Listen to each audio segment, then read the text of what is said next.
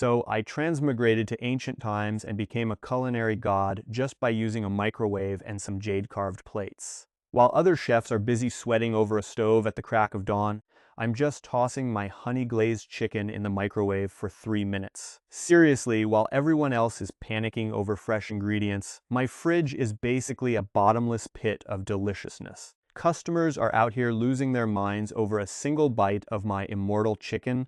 The local martial arts alliance leader is practically camping in my lobby, and the princess is demanding I let her invest in my franchise. But of course, the plot decided to throw a wrench in the gears because my microwave finally gave up on life and kicked the bucket. I was sitting there wallowing in the misery of my failing delivery business when suddenly a voice cuts through the air like a toddler screaming in a movie theater. "Hey, shopkeeper, is anyone here? Serve me up something, I'm literally starving to death." I was mid-research on how to fix my tech when this loudmouth guy ruined my peace and quiet. Coming. Just a second, what can I get for you? 20 minutes or it's free. That's my ironclad promise. I tucked my phone away, letting out that customer service autopilot voice I've perfected over the years. But then I looked up, and suddenly my brain decided to blue screen. The modern, sleek storefront I was just in had vanished, replaced by an antique, wood-paneled tavern. We're talking ornate tables, old-school elm wood staircases, and those cliché red lanterns everywhere. It felt like I'd walked into a period drama set designed by someone who's only ever seen ancient China in a fever dream. Wait, where the hell am I? I was just in my delivery shop 5 seconds ago. And what's with this guy standing in front of me? The customer, noticing I'm clearly glitching out, started getting impatient. "Hey, are you deaf or what? Food. Now," I stammered, nodding like a bobblehead, and scrambled toward the kitchen. Regardless of whether this was some elaborate prank or a genuine portal to the past, I could tell things were about to get weird. I need to splash some water on my face and wake up. I head to the back kitchen, pop the fridge open, and grab a pack of the store's best-selling, highest stock item, Kung Pao chicken. Snip, pour, microwave, a trifecta of peak culinary laziness. As the microwave starts its hypnotic humming, I finally have a second to splash some cold water on my face and try to get my act together. I muster up the courage to head back out to the main floor. The flickering fluorescent lights, the glass door, the spinning ceiling fan, everything looks normal. Everything smells like cheap cleaning supplies and broken dreams. Wait, so the customer was just a hallucination. If the customer didn't exist, then I just nuked that chicken for absolutely nothing. Whatever, I haven't eaten dinner yet anyway, so I might as well scarf it down. I let out a sigh and head back to the kitchen just as the microwave dings. 3.5 minutes on the dot. The smell of pre-packaged gourmet fills the air. I grab my chopsticks and take a bite. Honestly, not bad, even if it is my own cooking. Though I have no idea how many actual chickens were sacrificed to make this single serving. While I'm busy playing chef, poor Wang Zhen is stuck out in the lobby, his stomach sounding like a dying chainsaw. He's practically doubled over in pain. If he wasn't about to starve to death, he would walk right out of this hole in the wall. He's regretting this shortcut like someone who just realized they signed up for a 3-year gym membership on January 1st. If he had just taken the main road, he'd be chilling in a luxury hotel right now, feasting on actual food. Seriously, that hotel in the next town over is top tier. They actually drop new menu items regularly, enough to keep guys like him, who are honestly pretty basic, perfectly satisfied. Look at this place, it's a dump. Wang Zhen sneered, scanning the room like a Yelp critic who's about to destroy a small business owner's entire career. 5 small tables, 1 big one, all of them grime-covered with a layer of dust so thick you could write your will in it. There were spider webs in the corners, too. This place hasn't seen a broom or a customer since the invention of the internet, and they claim they can cook a meal in 20 minutes. What, are they foraging for ingredients in the backyard? I'm genuinely concerned about food poisoning. But starving to death isn't exactly high on my bucket list, so I guess I'll suffer through it. Once I get back to the capital, I'm hitting up Tai Feng Lu for a meal that doesn't involve tetanus. Wait, is that a smell? Did I finally hit the hallucinating from hunger stage of the afternoon? How is it possible for this dump to smell like actual food? Wang Zhen opened his eyes, only to lock gazes with Yu Zhi, who was standing there with a plate in one hand and a piece of diced chicken halfway to his mouth. Talk about an awkward office break room stolen lunch moment. Chongwei, what exactly are you doing? Wang Zhen pointed at Yu Zhi's hand, his brain clearly struggling to process the level of unprofessionalism he was witnessing. Who steals a bite of a customer's meal right in front of them? That's like a pilot snacking on the plane's fuel mid-flight. It's a bold strategy, Cotton. Don't worry, my good sir, I was just checking if it was cooked properly. Yu Zhi stammered, frantically dropping his chopsticks. You can't blame him, though. He honestly thought he was hallucinating, and he figured if he didn't eat it, it would go to waste. I mean, honestly, he wouldn't even feed this stuff to a stray dog. Little did he know, the second he stepped out of the kitchen, he was transported into this bizarre situation. Never mind that slurp. What dish is this? Wang Zhen's attention had already been completely hijacked by the food. That aroma was absolutely aggressive. On the plate, the dish looked incredible. Vibrant red, perfectly glazed, each piece of meat distinct and glistening. Drenched in a thick, savory sauce, paired with crisp green cucumbers and golden brown peanuts. This color palette alone is enough to make any normal person drool. Yu Zhi sets a plate of kung pao chicken in front of Wang Zhen, acting like it's the culinary discovery of the century. Look, kung pao chicken is basically the white rice of Chinese home cooking. Every household makes it, and while it's delicious, it's not exactly a get down on your knees and weep experience. Plus, this is pre-packaged stuff. How many lab-grown mystery additive science experiments are shoved into that vacuum seal? God only knows. But seeing the guy in front of him lose his mind over it, Wang Zhen starts wondering if he actually did get isekai'd into a world with zero standards. I mean, look at him. He's never seen a dish that looks this good. Wang Zhen can't help it. He picks up a piece of chicken. The second it hits his tongue, his eyes go wide.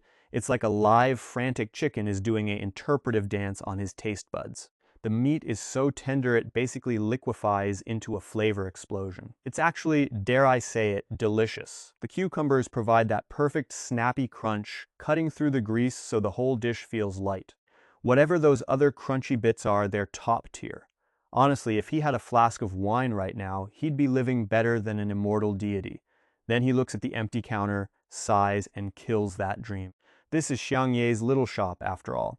You're lucky to get one decent dish, don't go asking for a full bar service. And let's be real, Yu Zhi isn't selling booze. Who the hell runs a delivery-only kitchen that stocks top-shelf spirits? That's just a recipe for a hangover-induced business failure. Glad you're enjoying it, dear customer, Yu Zhi says, looking slightly embarrassed that his $5-a-bag mystery meal is getting this much love. This food isn't exactly winning a Michelin star. The floral scent is definitely just industrial-grade perfume, and the chicken is so tender it's clearly powered by science and ruthlessness.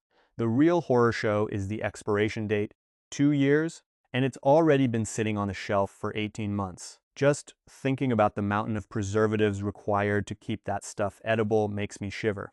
Still, at 5 yuan, about 70 cents a bag, it's got meat, it's got veggies, and as long as it doesn't kill you, it's a culinary masterpiece. Wang Zhen licked his plate clean like he was auditioning for a detergent commercial and bragged that he wasn't exactly hurting for cash, despite the tiny portion. Yu Zhi didn't waste breath on small talk, just grabbed another bag, tossed it on a plate, and shoved it into the microwave. 30 seconds to defrost, 3 minutes to heat. Watching that routine is honestly more depressing than a middle manager's quarterly performance review. With 10 microwaves humming in sync like a low-budget sci-fi spaceship, Yu Zhi finally had a second to think. He's been noticing something weird about his trips outside. The kitchen has 2 exits. One leads directly to the storefront, the standard route, but the other one, the one hidden under the stairs, is the problem. It was supposed to be a shortcut to his bedroom, but somehow, he's accidentally managed to turn a simple flight of stairs into an interdimensional bypass. Yu Zhi poked his head through the doorway a few more times, just to be sure. Sure enough, stepping out the front door leads straight to his modern-day takeout shop. But heading through the door under the stairs, that sends him straight into some unknown ancient world. He really did just become a protagonist in a bad isekai. A rapid-fire series of microwave beeps yanked Yu Zhi out of his existential crisis. He straightened his shirt and pulled 10 servings of kung pao chicken out of the microwave. Look, a man's gotta prioritize, right? The customer comes first, especially when he's currently haunting the store. He could worry about his sudden magical commute to the past later tonight once he actually locks up. He walked out of the kitchen, tray in hand, and once again locked eyes with Wang Zhen, who was currently busy aggressively licking his plate. I mean, come on, dude, really? It's not that serious. Yu Zhi forced a polite smile while his brain was busy roasting the guy alive. Look at this guy, dressed like he's actually got some status, but acting like he hasn't seen food since the last dynasty. How many times has he licked that same plate? Heh heh heh. Shopkeeper, you're pretty quick with that walk, aren't you? Wang Zhen said, clearly feeling the awkwardness. He wasn't usually like this. Even when dining at the fancy Tai Fing Lu in the capital, he'd at most finish the meal. He would never dream of licking the porcelain. He's a guy of standing, but what could he do? This food was like culinary crack. It was just too damn good. That sauce, it was calling to his soul. Before he knew it, his tongue had a mind of its own. It's all right, I guess. Speed is the only thing we're really famous for around here, Yu Zhi replied, trying to keep his composure. 10 servings of Kung Pao chicken, all set. That completes your order. You looking to add anything else to that, sir? Yu Zhi asked. He is a professional, okay? He's trained for this. No matter how funny things get, he won't crack a smile. He can handle a little scene like this, but if Wang Zhen keeps licking those boots, who knows? Actually, wait. Is there any food here? Wang Zhen waves his hand dismissively. In a tiny, middle-of-now-here shop like this, you're lucky to get one decent dish. Looking at how slow the kitchen is, this Kung Pao chicken is probably the only thing they've actually mastered. Wang Zhen wouldn't touch anything else on the menu with a 10-foot pole, or about 3 meters for my metric-obsessed friends.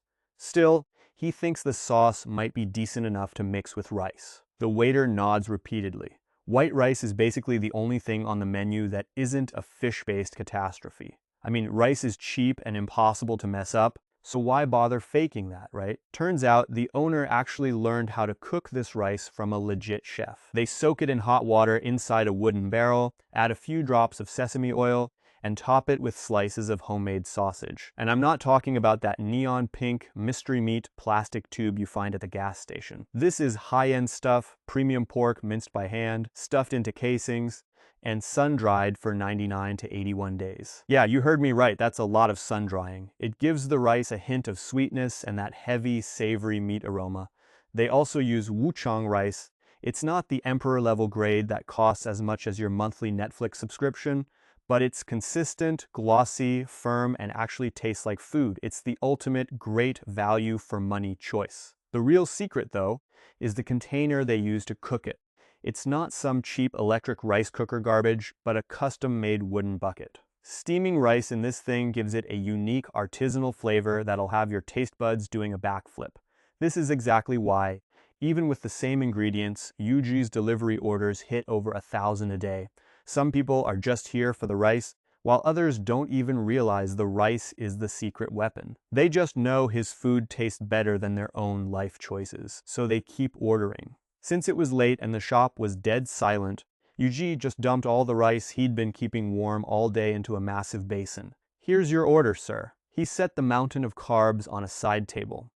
Poor Wang Zhen's main table was already buried under 10 plates of Kung Pao chicken, and there literally wasn't enough real estate left for anything else. Wang Zhen, currently busy shoveling chicken into his face like it's his last meal on death row, glanced over. He took one look and nearly choked to death. It was a literal bucket of plain white rice, a basin-sized, heart attack-inducing pile of white rice staring back at him. Yu Zhi, being the oblivious king he is, just thought he'd overserved him. What's wrong, sir? Too much? Don't worry, just use a spoon and scoop it into your bowl. Eat as much as you can handle. Yu Zhi figured even if he couldn't finish it, he'd just turn the leftovers into egg-fried rice tomorrow. Everyone knows fried rice is basically a cry for help, unless you use day-old rice anyway. Wang Zhen finally managed to stop his lungs from collapsing and swallowed the food that was currently playing Russian roulette with his windpipe. No, that's not it! I'm just trying to figure out why you're using actual premium white rice for this. He swallowed the bite, then finally spoke up. Well, what else would we use? If not white rice, what are you expecting? Yu Zhi scratched his head, clearly confused. Are you guys really that rich in this town? See, since this is a restaurant, the customers are just the local townspeople. And let me tell you, White rice isn't exactly on the budget menu for your average Joe in this era. Most folks are lucky if they can afford coarse grain. Saying they live on husks and greens might be a bit of a stretch, but eating straight up white rice for every meal. That's strictly I own the entire zip code money. Even a mid-level bureaucrat who hasn't been busy padding his pockets with bribes has to mix in some filler grain. The idea of consistent white rice at every sitting, that's a pipe dream. Looking at this massive basin of rice, Wang Zhen started to get nervous about his wallet. I mean, even if we aren't exactly rolling in dough, we shouldn't be that broke, right? Yu Zhi was honestly speechless. Okay, sure, maybe you can't afford Uber Eats every day, but if you're actually starving, just knock on any door and ask for a bowl of rice. Nobody is going to turn you away. Then it hit him, this is ancient times. In his own timeline, the era where every single household could afford a steady supply of white rice hasn't even been around for 50 years. We really owe a lot to those agricultural geniuses for making constant white rice feel like a basic human right rather than a miracle. It's funny how we take things for granted when we grow up with them, forgetting that our current reality is just someone else's decades of blood, sweat, and tears. Anyway, I forgot to ask how much this meal actually costs. Stunned by Yu Zhi's casual attitude, Wang Zhen couldn't help but get a little twitchy. Let me do the math. Kung Pao chicken is $10 a plate, 11 plates come out to 110, and let's call the rice $5. The prices at Chenghui 115 are always cheaper than delivery. It's the classic 10 versus 12 currency debate. Skipping the middleman really keeps those margins high. Wang Zhen is genuinely stunned. If this Kung Pao chicken were served at a fancy spot like the Tai Feng Lu in the capital, they'd charge at least 100. He walked in expecting to drop over a tael of silver, but for a dozen meat dishes and a mountain of rice, he's only out about 115 coins. It's like finding a 5-star meal at a vending machine price. Yu Zhi just shrugs. He was about to say it cost 115 yuan, but hey, since we're apparently living in a historical drama, let's just roll with it. He just wants this guy out so he can figure out what kind of reality warping nonsense is going on. Wang Zhen is oblivious, slapping a tael of silver on the table like he's the king of the castle. Keep the change, he says, just hook me up with a room for the night. Sorry, buddy, we only serve food, not beds. Yu Zhi isn't about to let some rando sleep in his shop. This place is glitchier than a day one Ubisoft release, and he's not risking his secret getting out. But Wang Zhen is busy inhaling his chicken, completely missing the vibe check. Come on, I'll pay extra, he pleads, still shoving food into his face. Yu Zhi shuts that down immediately. Money can't buy you a stay here, so finish up, we're closing. To Yu Zhi, a tael of silver or a single coin, it's all just props. None of it is real currency anyway, and without a digital wallet to track it, the math just doesn't hit the same. If it were gold though, that'd be a different conversation. Maybe he felt a little tug of curiosity, but he knew better. Nothing was more important than keeping his secrets under wraps. Since the guy made it clear he wasn't spilling the tea, Wang Zhen decided to zip it. It was getting late, but these guys are basically professional drifters. Sleeping under the stars is like their version of a 5-star hotel. Honestly, he was just happy to have a full stomach. The food was legit, like weirdly good. Even the white rice had this insane aroma and the perfect texture. It was bouncy, savory, and cooked to absolute perfection. But wait, it's just rice, right? It can't actually be that good. He must be trippin'. Must be a side effect of the Kung Pao chicken being a total banger. Wang Zhen shook his head, blaming the chicken for his sudden gourmet obsession. He's no slouch with a fork either, inhaling 10 plates of food and a massive bowl of rice in under an hour. He was just about to go full-on dishwasher and lick the plates clean when Yu Zhi finally booted him out the door. The second the shop was locked, Yu Zhi let out a breath that felt like it had been held since the last fiscal quarter. Finally, he had a second to actually look at this weird, antique-looking restaurant. The layout is basic. 5 small tables for 4 people each, and 1 long table that could maybe squeeze in 10 if you're into forced intimacy. There's a counter facing the front door, a staircase leading upstairs, and apparently a backyard. Yu Zhi checked out the back, and it's surprisingly roomy. There's a stable, a stone mill, and some extra rooms that look like a classic inn setup. The best part? A door leading straight into the kitchen. And when he peeked inside, he saw the kitchen in this traveling ancient inn was an absolute wreck. Cobwebs everywhere, a layer of dust thick enough to hide a small family of raccoons, and not even a rat in sight, probably because the property values plummeted when the space-time continuum decided to glitch out and merge his modern kitchen door with this derelict dump.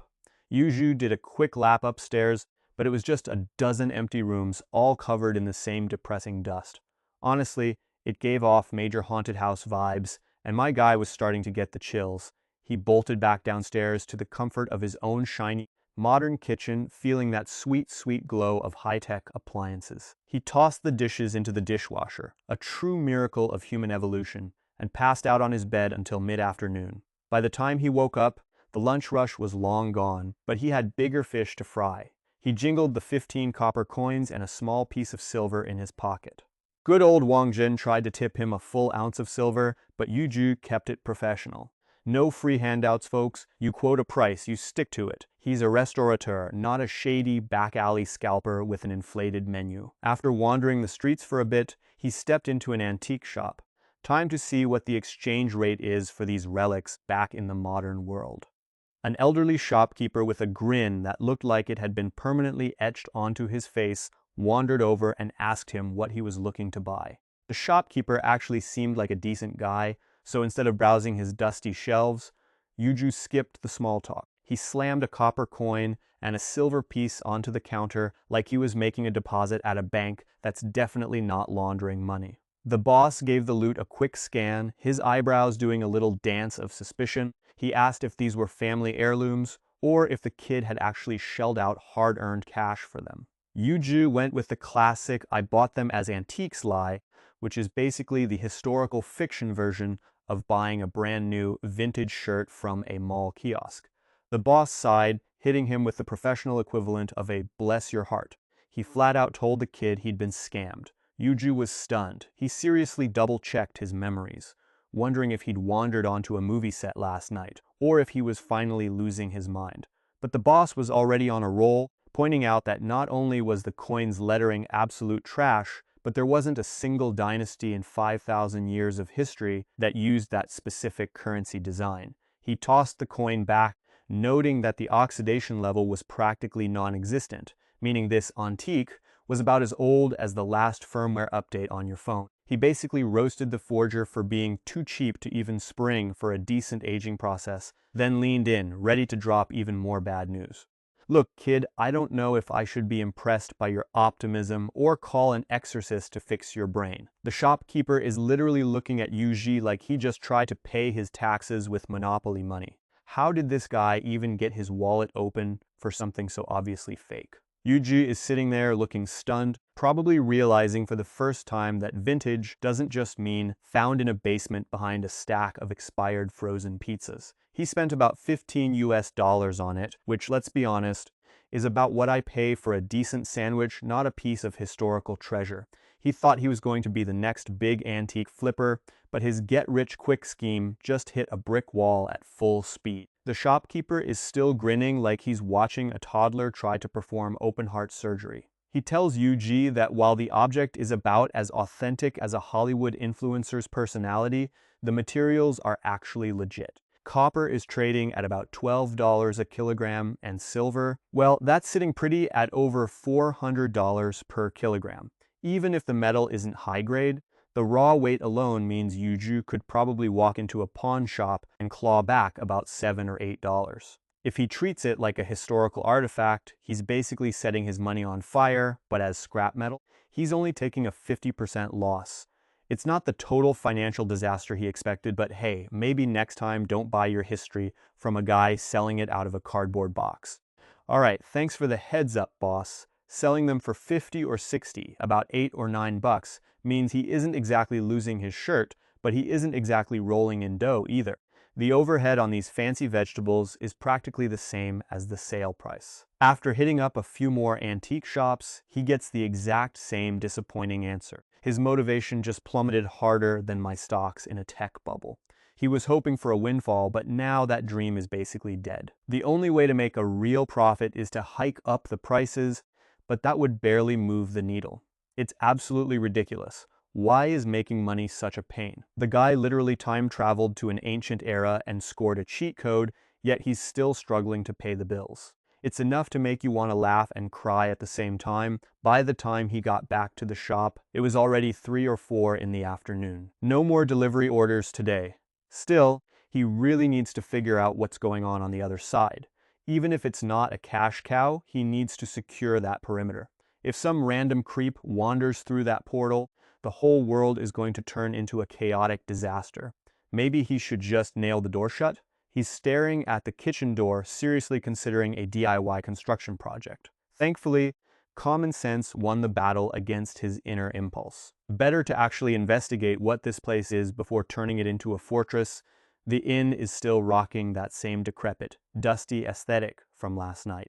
Yu Zhi strolls over and pushes the door open. With a dull thud, a tiny figure scrambles up from the floor. "Sorry, so sorry. Shopkeeper, I didn't mean to." The little person starts bowing frantically, like they're trying to win a gold medal in groveling. "Who are you?" The person in front of him is scrawny and small, looking like they're maybe 13 or 14, but Yu Zhi definitely doesn't recognize them. "I'm from the village next door, you can just call me Xiaoqin, Wang. Young Master Wang handed me a silver coin, specifically to wait for you to unlock the door and drop a line about how your business is trash because you stay closed so late." "Sorry, man. I'm so sorry. It was young Master Wang who made me say it." Xiaoqin finished his little speech, looking like he was about to wet his pants, terrified that Yu Zhi would flatten him right there. But Yu Zhi just stood there, looking chill as a freezer. Honestly, why get mad? If a store is closed, you just go eat somewhere else. But paying a guy to wait around and insult you, that is peak, top tier, I'm hangry and I hate you for it energy. That is the highest form of flattery for a restaurateur. Your average customer would have just left, but this guy actually spent money to roast him. As expected, after grilling the kid, Yu Zhi figured out the whole drama. Yesterday, Wang Zhen didn't even leave. He literally camped out in front of the shop, dreaming of a breakfast fit for a king before hitting the road. But when morning rolled around, the shop was shut tighter than a politician's mouth during a scandal. He thought, fine, maybe lunch, still locked up. By the time it looked like he wouldn't make it home by sunset, he finally gave up. Just then, Xiaoqin happened to be passing by on a supply run, so Wang Zhen dragged him into his petty scheme. He traded a silver coin for the kid's dry rations and hired him as a professional hater, tasked with standing there until the bitter end. After waiting around for an eternity, Yu Zhi managed to squeeze more than just gossip out of young Qin. Turns out our hero is stuck in the Great Qian dynasty. And let me tell you, this place makes a DMV line look like a tropical vacation. They've been at war for so long that the economy is basically a dumpster fire. About 20 years ago, they finally stopped fighting because they literally ran out of money to pay for the bullets, or whatever they were using back then. Food and clothes are scarcer than an honest politician, and the population has plummeted. They've had a few years to recover, but this place has more disasters than a failed DIY YouTube channel. If it's not a drought, it's a flood, and the harvest has been so bad it's essentially non-existent. These poor peasants are surviving on 2 bowls of wild vegetables a day. I mean, white rice is basically a legendary item, like a mythical drop rate in an RPG. Only the rich eat that, and even your average landlord is stuck chowing down on coarse grains just to stay full. Real white rice is like a Christmas present in this economy. Of course, because the world is inherently unfair, there are rich people who don't have to live off dirt salads, or else establishments like taverns wouldn't exist. Take that trust fund baby Wang Zhen, for instance. The guy clearly has money to burn. But the town Yu Zhi is currently rotting in, Kuhu Town, is definitely not on the list of top-tier destinations. It was supposed to be a major stop on the road to the capital, a real hub for travelers, but now it's mostly just populated by the locals who didn't have the sense to leave. Look, when you've got absolutely 0 foot traffic, you don't need an MBA to tell you the local economy is basically taking a permanent nap. It's like trying to run an influencer brand on a platform that doesn't exist yet. That's exactly how Yu Zhi's shop ended up in the dumpster. This place used to be a buzzing commercial hub, but now it's basically a ghost town, minus the cool Victorian aesthetics. If Yu Zhi hadn't kept the doors open, this street would be the definition of a dead zone. Boss, I really didn't mean to make a mess. Oh, and by the way, Lord Wang told me to tidy up the place so it isn't a total disaster when he comes back. Xiaoqin stood up, ready to grab a rag, but his stomach decided to start a protest with a massive audible growl. You haven't eaten? Yu Zhi asked, genuinely surprised. Then it hit him. Xiao Qin mentioned earlier that Wang Zhen had traded all his food supplies away. He thought the kid would have kept a stash for himself, but nope, turns out he's just an honest idiot. Not a scrap left. Heh, it's fine. Really, I'm fast at chores. I can go grab dinner once I'm done. The 1,000 silver pieces Lord Wang gave us will cover my family's expenses for months. Trading the rations was a steal for me, honestly. Xiao Qin blurted out, sounding a bit panicked. Yu Zhi sighed. Yeah, let me go get you something to eat. We might be short on customers, but there's always plenty of food here. Yu Zhi headed toward the back kitchen, figuring it was only costing him a few bucks. It's not like he was going to let the kid starve. Xiao Qin almost refused, but he'd made a whole tenth of a silver piece today, and honestly, his stomach was louder than a dial-up modem. He swallowed his pride along with his hunger. A few bucks here or there, right? Might as well just consider it a slight dip in profit margins. 3.5 minutes later, an incredibly weird, savory aroma began to drift through the restaurant. Xiao Qin sniffed the air like a hound tracking a mailman through a minefield. Yu Zhi walked out holding a steaming plate of kung pao chicken and a bowl of white rice. It's like watching a man present a 5-star meal to a stray cat that's terrified of being neutered. Whoa, this is way too much. I can't take this, Xiao Qin stammered, his mouth watering so hard it was practically a slip-and-slide hazard. His brain was screaming, don't touch the goods, because for a guy living in the gutter, white rice and actual meat are basically luxury goods. That plate probably cost more than everything he's earned today. Relax, kid. Consider it a bonus for the work you're doing later, Yu Zhi said, looking as unbothered as a billionaire paying for his own coffee. Xiao Qin started shaking his head like he was trying to vibrate his brain out of his skull. No way! Young Master Wang already paid me for the work. I can't double dip! Wait, how about I trade you some stuff for this meal instead? He was desperate to keep his coins, but the smell of that chicken was doing things to his willpower that should probably be illegal. He'd spent the morning foraging, hoping to sell the haul at the local apothecary before Wang Zhen intercepted him. He wasn't even sure if the weeds in his basket were worth a damn, but it was all he had. Yu Zhi peered at the plants. What even is this? Wild gold root? He obviously had no clue what he was looking at, probably thinks a salad is just a cry for help, but it didn't matter. He's got that almighty AI assistant living in his brain, so he snapped a quick photo. The system pinged instantly. Wild gold root, current market value, 50 yuan per kilogram. With about 5 to 6 kilograms, that's roughly 11 to 13 pounds of dirt-covered vegetation. He was looking at a haul worth 250 yuan. That's more than Wang Zhen paid him yesterday. So, can we trade? Xiao Qin asked, looking like he was about to get rejected by his high school crush. Usually, whenever he dragged his basket of herbs to the shop, the owner would just, those few copper coins you've got won't even cover the tab, let alone leave a tip, but don't sweat it. From now on, bring any medicinal herbs you find straight to me. I need the supply, and while copper and silver coins are basically monopoly money in this economy, herbs are the real deal. Especially these wild organic ones, in a modern world where half the population is chemically enhanced or processed, these are rarer than a humble influencer. Importing ancient herbs to sell in the modern era, that's a side hustle that actually has legs. Xiao Qin was literally crying tears of gratitude, thanking the boss like he'd just given him the keys to a kingdom.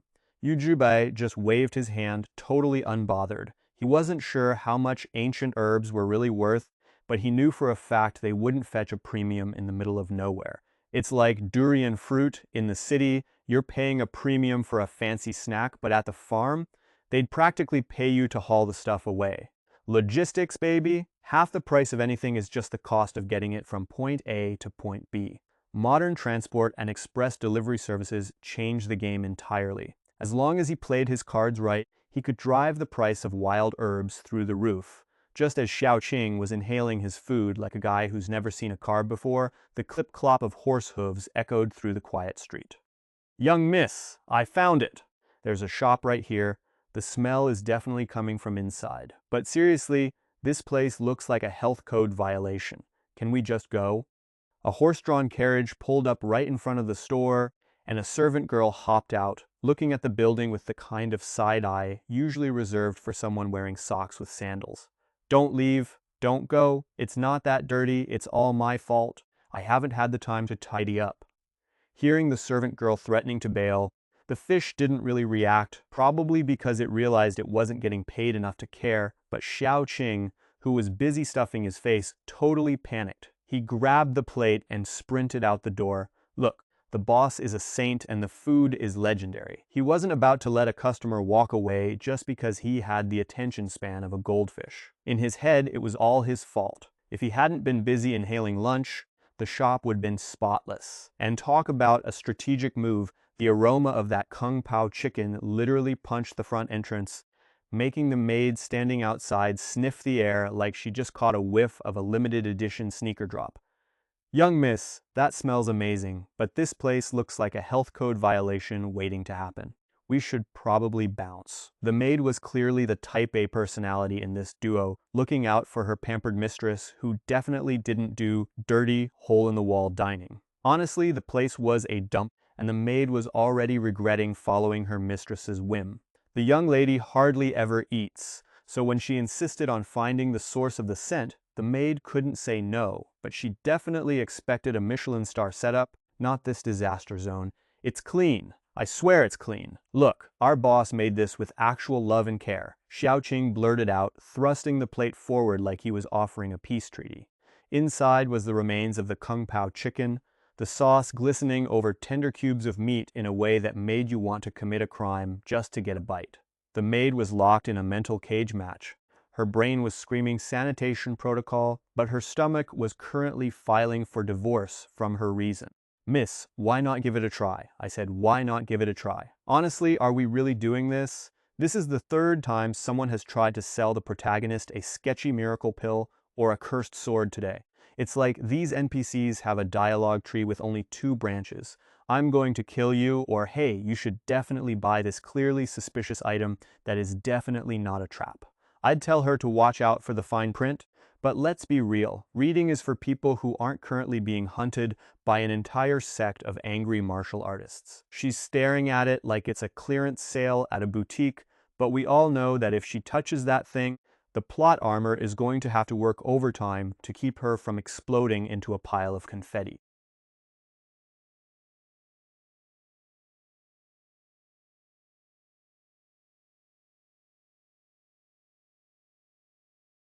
Listen up, folks. Our hero Yu Zhi is currently doing the absolute worst sales pitch in the history of the restaurant industry. She's standing there literally begging customers not to eat her food, shouting, "Hey, don't buy this. It's not clean. You'll get the runs, or worse, some fancy new disease." Honestly, it's like watching a corporate PR rep try to explain a data breach. Nobody believes you, and you just sound like a total lunatic. The voice coming from the carriage is ethereal, like she's reciting poetry, but she's clearly ignoring the warning. Yu Zhi is sweating bullets, hoping the customer takes the hint, but let's be real. Saying your own food is garbage is the fastest way to get labeled as the village idiot. "I understand," the girl says. "Oh sweet, she gets it." Yu Zhi breathes a sigh of relief, but yeah, that's premature. Like thinking your Wi-Fi will actually work during a software update. "Manager," the voice rings out again. "Here is 1 tael of silver for a single dish. Keep the change as an apology for my maid's rude tone." Wait, 1 tael? That's like a month's salary for some people. The maid, Xiao Chun, is visibly twitching. She's thinking, "Lady, even if this food was plated by a Michelin star chef, it's not worth a full month of heavy lifting at the docks." But the boss lady isn't having it. She drops the tone, basically telling Xiao Chun to just pay up and shut up. She wants this transaction closed like a desperate HR manager trying to hide a scandal. Meanwhile, little Xiao Qin is looking at Yu Zhi like she just performed a miracle. In the time it took her to mess up a simple order, the boss just pocketed enough cash to retire for a few weeks. She's basically a god in his eyes. But Yu Zhi, she's still doubling down. "No, you don't get it. I'm not playing hard to get. The food is literally a health hazard. If you end up in the bathroom for a week, who's taking the blame?" Yu Zhi hasn't even processed the sudden. Yu Zhi was sweating bullets, and not just because of the weather. He was legitimately worried about his signature Yujikai. I mean, $5 a bag? That's basically the culinary equivalent of buying a smartphone from a guy in a trench coat behind a dumpster. You're asking for a bad time. But the mysterious voice in the carriage didn't care. "It's fine. If I get food poisoning, that's on me. No need for you to take responsibility, they said, sounding about as concerned as a corporate middle manager during layoffs. Yu Zhi tried to push back one last time. 10 silver pieces. The person in the carriage was officially done with this, which, honestly, fair. A sharp, high-pitched whistle cut through the air, and a silver ingot flew straight out of the carriage, landing perfectly in Yu Zhi's hand. He gave it a quick toss. Yep, exactly 10 silver pieces. Weight checks out, physics hasn't broken, and I'm definitely not complaining about a payday. All right, look, don't come crawling back to me when your stomach starts playing a drum solo, Yu Zhi muttered, because hey, only an idiot turns down free money. Besides, if the locals could eat this slop without growing a third arm, some pampered young miss shouldn't turn into a drama queen over a little seasoning. With that, he headed to the kitchen. It was the usual routine: whip it, toss it, pray it doesn't spontaneously combust. He'd actually splurged on some fancy wooden takeout boxes earlier, specifically to appease those elegant poor people who like to pretend they're not just eating cheap food. They finally came in handy. In no time, a fragrant box of kung pao chicken and a side of rice were packed up. "Miss, seriously, don't eat it. My kitchen is a health inspector's nightmare," Yu Zhi shouted, clutching his heavy silver with a grin. The person in the carriage was fuming, hopping mad inside their little rolling box.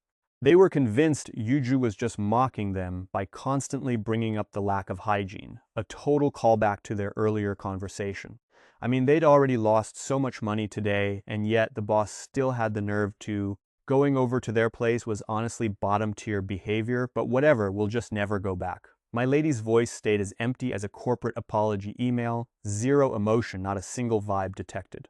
"So, about this food, miss, you want me to taste test it first?" Xiao Chun was dying to toss the takeout, but let's be real, his willpower is weaker than a smartphone battery in the cold.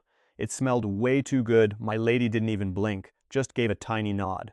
That was the green light Xiao Chun needed to stop acting like a civilized human being. He popped the lid off that container like he was defusing a bomb, and bam, a literal tornado of spicy, savory goodness hit his nose. Right there in the center sat the kung pao chicken, looking like it belonged in a gallery rather than a styrofoam box. The chicken was chopped into perfect bite-sized pieces, glowing with that golden brown finish that screams, "I'm way better than your meal prep." The sauce was thick, glossy, and coated every piece like a designer jacket. Xiao Chun gingerly grabbed a piece, tossed it into his mouth, and suddenly his taste buds were throwing a private party. The chicken was juicy, the texture was smoother than a pickup artist's first line, and the sauce just tied everything together in a way that made him want to write a 5-star review on every delivery app in existence.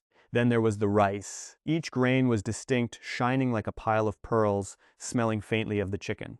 Xiao Chun shoveled a bit into his mouth, feeling that soft, chewy texture, completely lost in the combo of the rice and the gongbao chicken, that legendary combo. It's a literal match made in heaven, so good that Xiao Chun, who only intended to be a quality control tester for her mistress, couldn't stop shoving it into her face. She was basically the vacuum cleaner of the Qing dynasty. Soon enough, the carriage pulls up to a fancy manor. The sign hanging over the entrance reads Zhue, because apparently, having a giant surname on your front door is the only way to prove you're the wealthiest family in the entire town. Inside the carriage sits the one and only miss of the Xue family, Xue Xinyue. "We've arrived. We're finally home."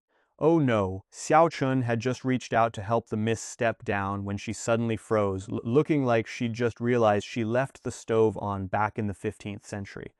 "What's with the theatrics?" Xue Xinyue asks with that airy, graceful tone she's clearly been practicing in the mirror. "It's a disaster, a total catastrophe. I accidentally ate every single bite of the food. I messed up big time. Should I run back and buy another serving?" Xiao Chun is vibrating with anxiety. She's the only one who knows exactly how godly that meal tasted, and in her gluttonous haze, she completely forgot to save any for her boss. She's basically ready to commit ritual suicide out of pure guilt. Don't bother. It's just food. If it's meant to be, right? Besides, didn't you say you were never going back there again? Xue Xinyue sounds genuinely confused. Her maid usually isn't the type to stuff her face like a competitive eater at a hot dog contest, so what's the deal? But it was just so incredibly delicious, Xiao Chun whimpers. How good could it possibly be? It's just a dish. Get over it. Let's head inside. At this exact moment, Xue Xinyue has zero clue that she just missed out on the culinary experience of a lifetime. She's convinced it was just some decent takeout. Being born into a rich, suffocatingly wealthy family means she's eaten every delicacy under the sun, so she obviously doesn't care. She's just dismissing the whole thing as a minor, impulsive whim. The boss was already annoyed because those guys kept mocking him like he wasn't some porcelain doll they could just shatter on command. He wasn't planning on eating that food anyway, so when the dishes disappeared, he couldn't care less. But Xiao Chun was still trying to plead his case, basically begging to go back. Look, the food was genuinely delicious, okay? He was the one who shoveled it into his face, so he knew the flavor profile better than anyone. It was so savory, it basically kidnapped his taste buds and held them for ransom. But the boss just cut him off with a, "Shut up, we're heading back to the manor." After Xue Xinyue left the restaurant, Xiaoqin didn't waste a second. She went into full-on obsessive-compulsive cleaning mode. She grabbed a basin of water and a rag, scrubbing every square inch of the place like she was trying to scrub away her own sins. She went over every spot at least 4 times, even the floorboards were getting the royal treatment. She was trying so hard, I'm surprised she didn't polish the wood into actual marble, and the sign out front, forget about it. It was shining brighter than a brand new smartphone screen fresh out of the box. Of course, the downside of working like a corporate intern during crunch week is that by the time the sun went down, she'd only managed to finish the first floor. The second floor was still a disaster zone. Yu Zhi checked his watch, 8 o'clock at night, and had to physically stop her. "Seriously, put the rag down." "I can't, boss. I took money from young Master Wang. I have to finish the job." Xiaoqin kept scrubbing, clearly fueled by a level of work ethic that would make a HR manager weep with joy. It wasn't just about the cash, though. The boss had been too good to her. He'd given her actual white rice, the expensive stuff, and that heavenly dish from earlier. Honestly, even the Greek gods probably don't eat that well on Olympus. For a kid who grew up dirt poor, she didn't have much to offer besides raw labor, so she was determined to scrub the building into another dimension. She'd already made up her mind. This wasn't just a one-day gig. He keeps dropping by to clean up the shop for the boss, claiming he's got to return the favor for the boss being so good to him. Look, I'm not saying he shouldn't be a model employee, but we are literally closing up shop. He can come back tomorrow, but honestly, we don't open until the afternoon. Maybe go hike up a mountain and pick some herbs first. It's basically the ancient equivalent of spending your morning scrolling through LinkedIn while pretending to be productive. Yu Zhi just wants to slack off today because he made a killing. He pocketed 10 taels of silver. Now, in this economy, the exchange rate is 10 silver to 1 gold. That means he walked away with 1 whole gold piece. I did a quick Google search. Well, I mentally pinged the server, and at today's rates, that's roughly 45,000 bucks. Making 45 large in a single day, that's not just a side hustle, that's retiring to a private island money. Honestly, the way rich people apologize with bribes is so aggressively humble it's almost annoying. He's already crunching the numbers. The silver and copper aren't worth the screen space, but the gold, that's the real MVP. His plan is to stash every penny and convert it into gold. Even if the purity is questionable, the exchange rate in his home turf is 90 to 1. It's like buying crypto before a pump. He literally cannot lose. Since he's loaded now, it's time to lean into the laziness. Who needs evening customers anyway? "Boss, you like herbs?" Xiaoqin asks, noticing Yu Zhi bring it up for the second time. Obviously.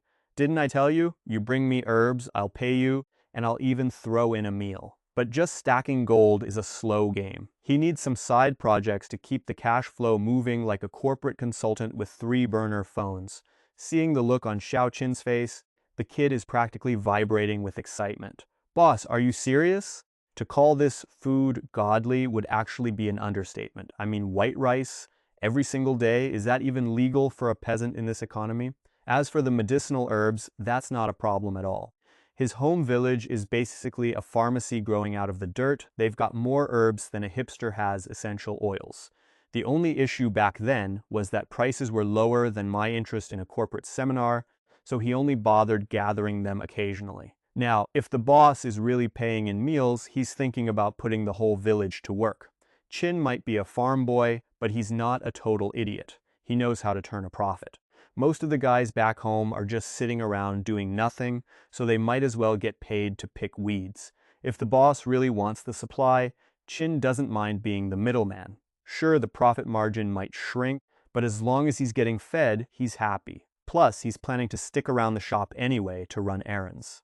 I mean, think about it. Piping hot white rice paired with gourmet dishes, you can't find that kind of value anywhere else. The boss literally told him, "Bring it, I'll buy it." See, Yu Zhi has a childhood friend who runs a traditional medicine clinic, and he's constantly complaining about how the herbs nowadays are faker than a reality TV star's personality. The farmed stuff just doesn't have the potency required for those ancient recipes. If the medicine is garbage, you aren't exactly going to cure anyone, right?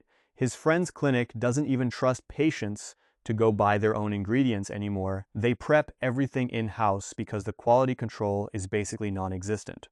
Good, authentic herbs are becoming rarer than a developer who actually fixes bugs on launch day. They have to hunt them down themselves, and even then, they're constantly running out of stock and forced to use the farmed stuff while just tripling the dosage. But let's be real, the cultivated stuff never hits quite as hard as the wild-caught variety. With a consistent supply line like this, Yu Zhi isn't exactly sweating about finding a buyer. All right, boss. I'm heading out. See you tomorrow. Xiaoqin is so pumped he's literally stumbling like he just polished off a bottle of bottom-shelf tequila. It's getting pretty late. You sure you don't want to grab some dinner before you take off? Yu Zhi asks, clearly worried his employee is going to walk into a wall. No way, no way. I can't have you spending any more of your hard-earned cash on me, boss. I'm out. See you tomorrow. Xiaoqin bolts, vanishing into the night like he's running from his own credit card debt. He's definitely not getting any shut-eye tonight. Now compare that guy's nervous breakdown to the party happening across town. Come on. Young Master Wang, it's been 3 or 4 months since we last saw each other in the capital. We threw this welcome banquet specifically for you, so you'd better eat up and drink until you forget your own name. Exactly. A long journey like that, the food on the road must have been absolute trash. You need to treat yourself to the good stuff now that you're back. For real, look at this roast duck and stewed chicken. These were your favorites back in the day, right? Give it a taste, it's the exact same recipe. Wang Zhen sits at the head of the table like he's the main character in some over-the-top period drama, soaking in the flattery and the booze. Everything on the table is his personal hit list of favorites. He's definitely ready to indulge himself. After knocking back a few drinks, Wang Zhen finally reaches his chopsticks toward the roast chicken. They yanked on a chicken leg and it popped right off, just like the good old days. Wang Zhen, clearly a man of refined, or perhaps just extremely predictable, tastes, happily shoved it into his mouth. But the second he took a bite, his brain hit a massive red flag. Something was wrong. It didn't taste like the legendary grub he remembered. One of his lackeys, probably worried about losing his meal ticket if the boss goes on a hunger strike, piped up, "Wang Xiao, what's up? Why aren't you eating?" Wang Zhen just stared at the piece of poultry like it had personally offended his ancestors. "Did Taifeng Lu fire the chef or something?" he asked, genuinely confused. See, this roasted chicken used to be his absolute jam, but now it was flatter than a modern smartphone battery after an hour of gaming. It was bland, lacking that chemical-infused spark he usually craved. The guy next to him just shrugged. "Nah, it's the same old flavor, tastes fine to me." Wang Zhen took another tentative bite, but nope, the magic was officially dead. It was like going back to your childhood favorite cereal and realizing it's just cardboard flakes and regret. "Maybe your taste buds decided to go on strike, Wang Xiao," his companion suggested, not exactly helping. "Maybe you just haven't had it in a few months. Travel does that to a guy." Wang Zhen nodded, acting like he was pondering the deep philosophy of catering, but after sampling a few other dishes, he just gave up and put his chopsticks down. For the first time in his life, he realized Taifeng Lu's menu was barely hovering above meh. Dry as a bone, and frankly, tasteless enough to make a monastery kitchen look like a 5-star joint. If that Kung Pao chicken I had earlier was a synchronized dance of flavors on my tongue, then whatever this trash is, it's like they just rinsed it in a puddle and called it a day. It's got all the culinary appeal of eating damp cardboard. Honestly, at this point, dry rations would be a gourmet upgrade. How on earth did I manage to choke down this swill before? Young Master Wang, are you feeling all right? Is it some sort of illness? Maybe we should get a physician? My subordinates are hovering around, practically vibrating with anxiety. Look, I get it. I'm the golden boy, the future heir of the Wei Yuan Security Bureau. If I catch a cold, the whole company structure basically enters a hiring freeze. We're talking about a logistics powerhouse that spans 27 provinces across the Great Qian dynasty. Even the government occasionally taps us to move their precious cargo. So yeah, they're desperate for a successor who doesn't trip over his own feet. My cultivation isn't exactly world class, but compared to the other trust fund brats, I'm basically a martial arts prodigy. If I can just survive another few years of office politics, I'll be running the show, which makes my digestive health a top-tier national security issue. No, keep the doctor away. I'm fine. I just had a dish on the road back to the capital that ruined my entire perception of reality. Compared to that, this is literally pig slop. Just look at this chicken. It's got the texture of a recycled shoe sole. The chicken I had, it was silky, juicy, and coated in a glaze so glossy it could have been in a commercial for expensive skincare products. And the flavor, don't even get me started. It's not just a meal, it's a lifestyle. Unlike this flavorless abyss I'm staring at where every bite is dozens of flavors exploding in your mouth while staying perfectly distinct. Man, just thinking about it makes the drool start pooling. Wang Zhen is back there reliving last night's dinner, and honestly, the guy is practically leaking on himself. His crew, they aren't buying it for a second. These guys are professional caravan guards. They've spent years dragging their heels across the map, hitting every major restaurant from the north to the south. You get it? They're basically the Yelp elite of the ancient world. They're convinced that at the end of the day, nothing beats the big 8 restaurants here in the capital. They'll admit other spots aren't complete garbage, but the absolute peak, it's sitting right here. The idea that someone could cook a meal that makes the Big 8 look like a sad microwave dinner is objectively hilarious. Even the head chefs in the Imperial Kitchen wouldn't have the audacity to brag like that.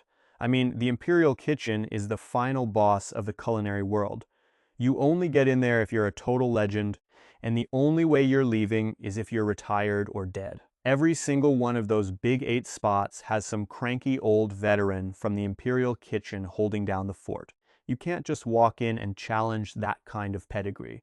Sure, some random hole in the wall might have one decent signature dish, but claiming it makes our guy lose his mind and forget how to eat anywhere else? That's some serious delusion. It's like saying you found a decent Netflix show without a reboot or a spin-off. Sounds fake, right?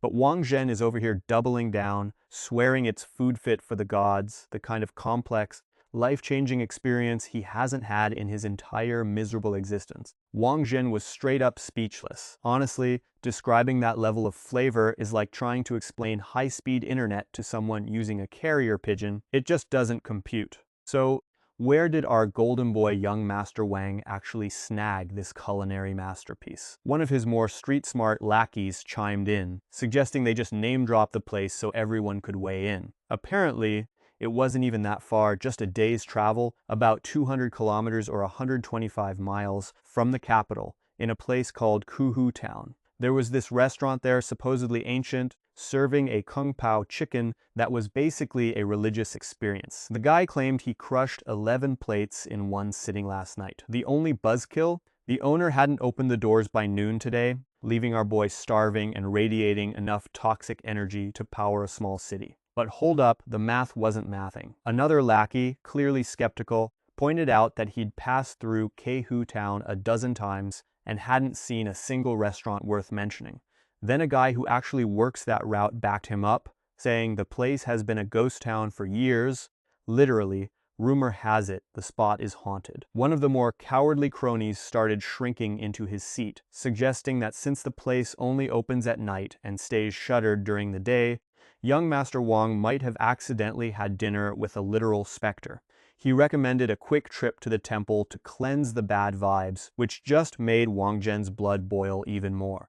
Look, I've got more righteousness radiating off me than a cult leader's tax-free compound, so ghosts should be sprinting in the other direction. Honestly, if I'm going to run into a spirit, can it at least be a thirsty soul looking for some life force? A vegetable-selling ghost? That's just insulting. I'm out here worried about my reputation, but deep down, Wang Zhen is starting to sweat. Did I actually stumble into a haunted shop? Maybe I should hit up a temple and pay for some good vibes insurance. One of my hired guards, the guy who clearly thinks he's in a hard-boiled detective flick, slams his hand down. He says there's no way food is that good without some dark magic involved. He's convinced if you're losing your appetite for everything else, you've definitely been cursed. Another guard jumps in, doubling down on the haunting theory like he's got a PhD in ghostology. Wang Zhen is just staring blankly, trying to defend the honor of a bowl of rice. I mean, it was genuinely delicious, okay? The owner didn't look like some soul-stealing villain, and that white rice was better than anything I've ever tasted. But these guys, they aren't buying it. One of them is already offering to call his grandma, who's apparently the neighborhood exorcist, to come over and do a home inspection tomorrow. Look, I swear on my chimichanga stash I am not hallucinating. That shop is legit, and the food, it's basically a religious experience for your taste buds. Wang Zhen dug his heels in, probably wishing he had a recording device to prove these skeptics wrong. But his buddies, they weren't buying it, like at all. They're looking at him like he's trying to sell them a subscription to a platform that actually charges for content. They're all, "Young Master Wang, don't blame us for being suspicious. You're talking about a place that only opens at night, tastes 100 times better than normal food, and stays shuttered during the day. That's not a restaurant, that's a haunt. We should probably hire a priest to exorcise the place before you end up as a ghostly snack." Wang Zhen is losing his mind. I mean, the man is literally fuming. "My temper is hitting the roof. Why is it so hard to believe that divine tier food exists? Forget it, you people are hopeless. If you haven't tasted it, there's no point in explaining it." Honestly, I feel his pain. It's like trying to explain to my grandmother why she shouldn't click on those "you have won a free iPhone" pop-ups. It's an uphill battle. One of the guys tries to keep the peace. "Young master, don't be mad. It's just, you've given us a lot of wild claims without a single receipt. But look, that spot isn't even that far from the capital. If we ride hard, we can be there in a few hours. Tell you what, let's just head out tomorrow. We'll bring a few of the boys who don't have anything better to do, and we'll see if this place is a hidden gem or just a localized gas leak causing mass hallucinations. If it's real, we'll know soon enough." Lu Shu, the seasoned veteran of the group, steps in to smooth things over. That's decades of experience talking. Always keep the boss happy before he decides to fire you into the sun. Fine, that works. But that day, Wang Zhen felt a sudden jolt of adrenaline. Right now, he would kill for a serving of authentic piping hot Kung Pao chicken. Distance? Who cares about distance? Isn't the whole point of existing just to stuff your face with good food? Anyway, back at the inn, after seeing Xiaoqin off, Yu Zhi couldn't wait to flop onto his bed and whip out his phone to ping his childhood buddy. His text read, "Take out Yu. Hey, Pharmacy Lee, you busy? Don't even try to trick me into coming over for your sad, preheated leftovers." Pharmacy Lee replied, "Not busy, just talk. What do you want?" Take out Yu typed back, "Fine, don't eat it, more for the rest of us. I just wanted to know if you're buying wild herbs." Pharmacy Lee hit back instantly, "Wild stuff? Obviously I'm buying. What kind?" Take out Yu hesitated, "Hard to say. I'm no doctor. Just come over tomorrow and see for yourself. Oh, and come by in the afternoon. I'm definitely not getting up in the morning." Pharmacy Lee sent a single word deal, and a shovel emoji because apparently we're doing yard work now. After a night of zero sleep, Yu Zhi finally rolled out of bed the next afternoon. He cracked his door open while mid-yawn, only to find Xiaoqin already standing there like a persistent door-to-door vacuum salesman. Behind her sat that same massive woven basket, and on the ground a pile of goods. Aside from the gold he'd seen yesterday, there was a heap of unrecognizable herbs. The floor was absolutely covered in them. "Manager," she chirped, "I spent all morning running around to the different households to collect these. Take a look, what do you think?" Since she'd gotten back so late last night, Xiaoqin hadn't had a chance to catch up with the village kids, but honestly, who cares? Country folk have that weird, infinite stamina that makes the rest of us look like we're running on a low-battery icon. I'd already hit up every house in the village early this morning to borrow their herb gathering services. Honestly, looking at these 3 massive baskets, I've basically turned into a one-man pharmaceutical conglomerate. It's enough to make a decent profit, right? I toss 1 silver coin to Xiaoqin. Yu Zhi doesn't exactly have a degree in high finance. He's currently rocking a net worth of 15 copper coins, but he knows a single silver piece is a fair deal. It's basically 50 or 60 bucks in local currency. Buying that much wild harvested stock at that price. I'm practically robbing them, but hey, that's the entrepreneurial spirit, right? Plus, these are dried goods. They're worth way more than the fresh stuff from yesterday because they don't have that annoying water weight. Xiaoqin is stuttering, acting like I just handed him a winning lottery ticket. 1 silver coin is 100 copper pieces. Normally, the local apothecary would try to nickel and dime him for 50 or 60, complaining about the quality just to pad their own pockets. But I'm not a monster. I just flick the coin at him and tell him to keep it. My phone pings. It's a notification from Lee, the guy from the pharmacy, letting me know he's already at the door. I can't even be bothered to reply.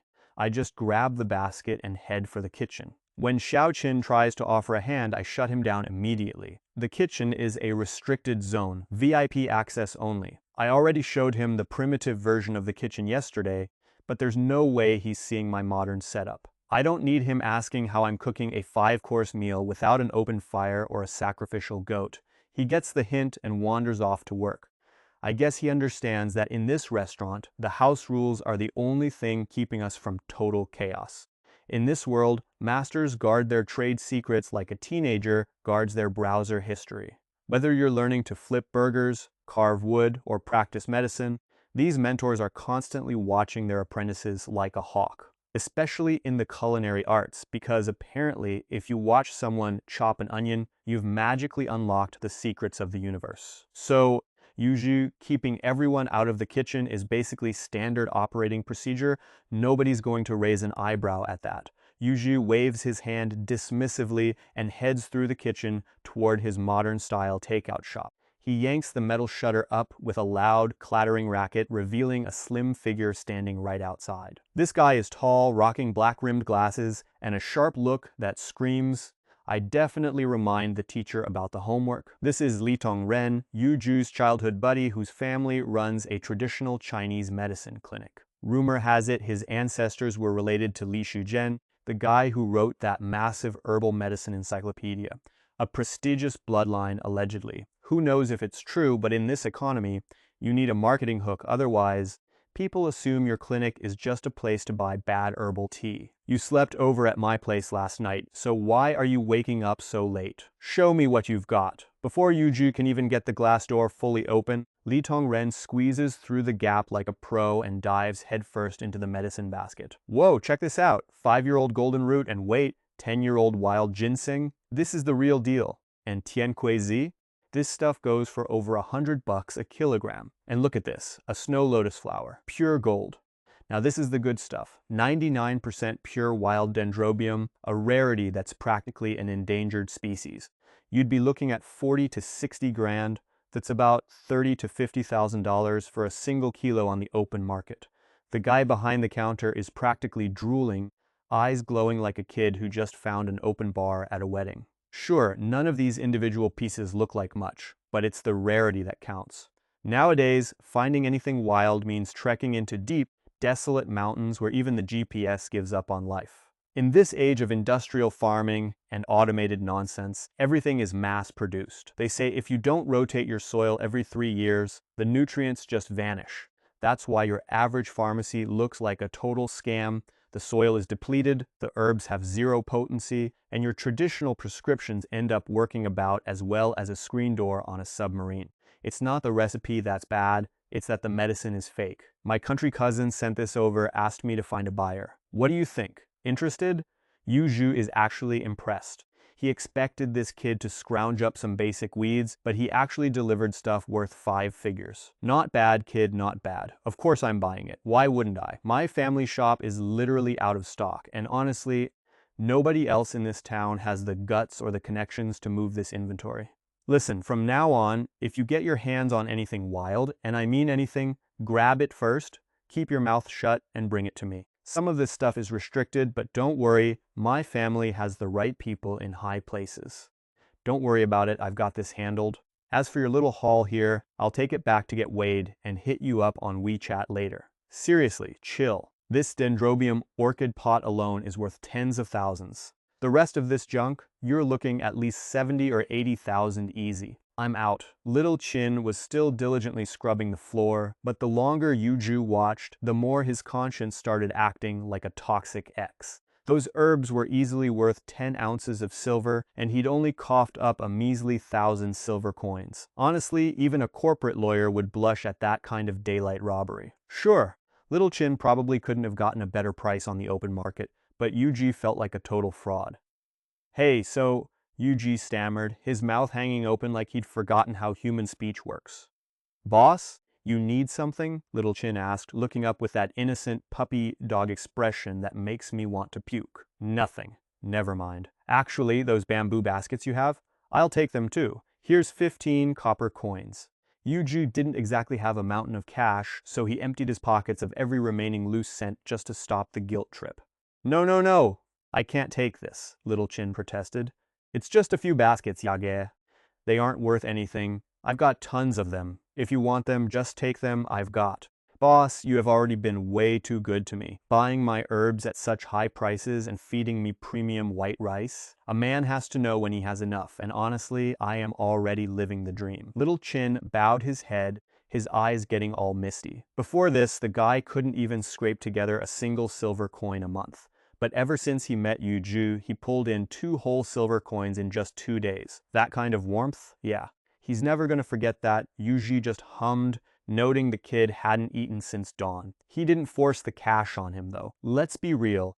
The only reason those herbs fetched such a ridiculous price wasn't because of Little Chin's mad skills. It was all about Yu Zhi's connections and his flashy time traveler chick outfit. Shoving money at the kid like a sugar daddy at a midlife crisis convention? Probably not the best move. Yu Zhi knows the old proverb, a handful of grain breeds gratitude, but a sack of grain breeds resentment. If he can't give money, he'll just have to play the benevolent mentor in other ways. No, I'm not hungry. I swear I'm not hungry, Little Chin insisted. The poor kid had been up on the mountain foraging since sunrise, then sprinted all the way here by noon without touching a bite. How could he not be starving? But since Yu Zhi didn't bring it up, he was too embarrassed to ask for scraps. In his mind, that white rice is basically luxury caviar. Yesterday, some rich girl dropped 10 silver coins just for one meal. If he skipped lunch, could he trade his hunger for 10 silver? A nice thought, but he knew yesterday was a special case. Still, he couldn't stop dreaming about that food. It was like life-changingly delicious. If you're hungry, just say so, kid. I might be short on a lot of things, but I've got plenty of food. Stay right there. Go grab the food, I'm adding 2 extra dishes today. Yu Zhi muttered that to himself as he headed toward the kitchen. He opened the fridge but didn't grab the first thing he saw. If you're going to add a dish, you've got to be picky about it. The Kung Pao chicken was obviously the most stocked item, and the runner-up in sales was the shredded pork with garlic sauce. But wait, that dish is usually spicy, and Yu Zhi had checked. Those ancient dynasties didn't even have chili peppers yet. If the locals ate that, they'd probably get the runs for a week. As for skipping the spice, sorry, these are pre-packaged meals. The flavor profiles are locked in, no salt, no chili, no garlic, no cilantro, no green onions. Yeah, you can head out the door and turn left. My shop's food comes exactly the way it comes. Take it or leave it. So maybe hold off on the pork. Kids are growing, so Yu Zhi searched through the shelves until he picked out 2 winners, sweet and sour pork and twice-cooked pork. These are the heavy hitters of the delivery world, the kind of top-tier inventory that never stays on the shelf for long. He ripped open the packages, dumped them onto 3 plates, and went through the familiar ritual. He tossed them in the microwave for 3.5 minutes. Ding, ding, ding. The triple beep sounded, signaling that 3 authentic pre-packaged masterpieces were fresh out of the radiation box. Yu Zhi carried the tray out with the steady hands of a guy who's never dropped a plate in his life. Out in the dining hall, Xiao Qin was still working, but her pace had slowed to a crawl. She looked exactly like an office worker 5 minutes before lunch break, obsessing over their food delivery app instead of the actual job. Honestly, who can focus on payroll or filing when their stomach is staging a protest? Luckily for her, Yu Zhi's food is consistently fast. 3.5 minutes later, the rich, savory aroma wafted out of the kitchen, practically slapping everyone in the room in the face. One scent was the familiar Kung Pao chicken, while the other 2 dishes were a mystery to Xiao Qin. He just knew one of them had a tangy, acidic kick, and frankly, they all smelled like a 5-star meal. Soon enough, Xiao Qin got a good look at the real deal. We've already covered the Kung Pao chicken, but check out the sweet and sour pork. It's got this vibrant, glossy red sheen like fresh varnish. It's coated in a translucent, sugary glaze that catches the light like a high-end smartphone screen, practically begging you to take a photo for the gram. You don't even need to lean in. That sweet and sour aroma is basically assaulting your nostrils, making your mouth water faster than a guy at a buffet when the lobster finally comes out. Then there's the twice-cooked pork, made from perfectly marbled pork belly sliced thin. After getting a workout in a scorching hot iron wok, the fat rendered out, leaving the slices curled up, with the edges of the lean meat toasted to a crispy gold. Seriously, the texture is screaming flavor. Every single piece is glistening, coated in its own rendered fat. It's like the culinary equivalent of an oil-slicked gym bro showing off his gains. In an era where getting a full stomach is a luxury, a dish this oily is basically the holy grail. Back then, seeing a plate of twice-cooked pork was a look but don't touch situation. You got 2 glances, maybe 3 if you were lucky, but touching it, forget about it. Now, you've got a plate sitting right in front of a starving local.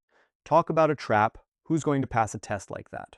Xiao Qin was so worked up he didn't know where to put his hands. Yesterday, the Kung Pao chicken alone was enough to keep him dreaming, but today, the boss just straight up. The guy staring at the 3 dishes feels like he needs to do 300 kowtows to the gods to thank them for this miracle. Honestly, if being poor your whole life finally lands you a meal from a guy this generous, you'd be bowing to the heavens too. Yu Zhi, ever the impatient host, is hovering over him like a hovering parent trying to get their kid to finish their broccoli. He's basically saying, "Eat up, buddy," before these turn back into the frozen bags they were 10 minutes ago. Because let's be real, there's nothing more depressing than food that tastes like it spent a decade in the back of a deep freezer. And hey, let's keep things in perspective. It's just 3 pre-packaged frozen meals worth about $2, or 15 yuan. No need to get emotional over lukewarm mystery meat. But Xiao Qin, he has zero self-control. He's shoveling food into his mouth like he's competing for an Olympic gold medal in binge eating. The sweet and sour fish is hitting all his dopamine receptors. For a kid who's basically lived off air and hope, sugar and vinegar are like gourmet Michelin star level stuff. His brain is literally short-circuiting from the flavor explosion. And don't even get me started on the double-cooked pork. The grease, the fat, paired with a bowl of steaming white rice, that's not just a meal, that's a spiritual awakening. Just as he's entering a total food coma, the piece is shattered by the sound of hooves hitting the dirt outside. Clip-clop, clip-clop. It's definitely not just one horse, and they're coming in hot. Yu Zhi glances toward the entrance, and guess who rolls up? It's Wang Zhen. Didn't he literally just leave yesterday? The guy moves faster than my internet connection during a software update. Wang Zhen pulls up, sees the shop is actually open in broad daylight, and lets out a sigh of relief loud enough to rattle the windows. Apparently, he was genuinely worried he'd stumbled into a haunted ghost house. Good to know his detective skills are as sharp as a butter knife. It's not a hallucination, the place actually exists. The guys following behind our main man were looking pretty confused. They thought their young master was just wandering around acting righteous, but clearly, that's not what's happening here. But seriously, a shop like this serving god-tier food seems less likely than finding a software update that actually fixes your battery life. They climbed off their horses, looking around like they were inspecting a foreclosed property. Honestly, it's a total dump. It's got food poisoning written all over the architecture. Wait, hold up. Something smells amazing. It's a little different from last time, but still, chef's kiss. Wang Zhen took the lead, naturally being the first one to catch the scent. Ignoring the fact that he looked like a total lunatic, he bolted into the dining hall and shoved himself right in front of Xiao Qin. He was practically vibrating. Last time he was here, he didn't see all this gourmet stuff, just some basic diced chicken. The thought that he missed out on 2 legendary dishes had him shaking like a leaf. He looked ready to throw hands with the boss. Oh, those 2? One was sweet and sour pork, the other was twice-cooked pork. Yu Zhi glanced over and rattled off the names without breaking a sweat. Look, Wang Zhen is a cool guy and all, but he pays with cold, hard cash. To Yu Zhi, that's just a regular customer, not the kind of high-value client that makes Xiao Qin's life worth living. Wang Zhen started spiraling, demanding to know why he didn't get the VIP treatment last time. Are you looking down on me? Do you think I'm broke? He huffed. Then he caught himself. Oh, wait, I get it. It must have been too late that night, and the kitchen didn't have the ingredients prepped. Wang Zhen is trying to save face while simultaneously being annoyed, pretending like he gave Yu Zhi an out. Like, hey buddy, I offered, but you said no. But Yu Zhi isn't playing along. He wasn't about to take the fall for a mistake he didn't make. You offered? Really? Yu Zhi asks. Deadpan. Wang Zhen gets all awkward, realizing he actually did say something like that. Back then, he figured a hole-in-the-wall shop like this would be lucky to have one decent dish, so he didn't bother listening to anything else. Who would have guessed the rest of the menu would be this godly? He's basically ready to build a time machine, go back, and slap his past self into next week. Just take the recommendation, man. You aren't broke. Stop acting like you're some high-stakes food critic. You only played yourself. Okay, look, you were sitting right there, and I was giving you the pitch, Yu Zhi says, nodding earnestly like he's staging a reenactment for a crime drama. I asked, any other dishes? Just give me the whole list. I want it all. Wang Zhen panics and cuts him off before he can finish the flashback. Stop, stop. That's it. We only prepared 3 dishes today. Quality over quantity, right? You gotta pace yourself, otherwise there's no mystery left. Honestly, Wang Zhen is a master at clearing out old inventory, and the shopkeeper knows it. If he drops the whole menu at once and Wang Zhen finds one thing he likes, he'll never touch the other items. You have to keep the supply low. It's basic retail psychology. He's got thousands of bags of frozen specialty veggies in the freezer, and he's going to move them one slow, agonizing portion at a time. Fine, whatever. Give me 10 orders of each of these 3, Wang Zhen declares with a grand wave of his hand. And surprise, surprise, he's exactly the kind of predictable sucker the shopkeeper was hoping for.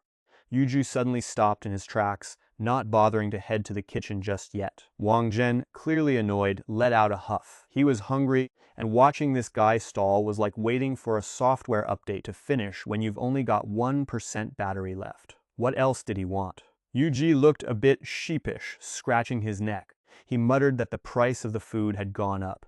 Wang Zhen wasn't even surprised. With food that good, he would have jacked up the prices too. He just hoped it wouldn't be some ridiculous inflation-level hike. If it was, he'd just have to tighten his belt and skip a few meals. 50 pieces of gold per dish. Yu Zhi had done the math.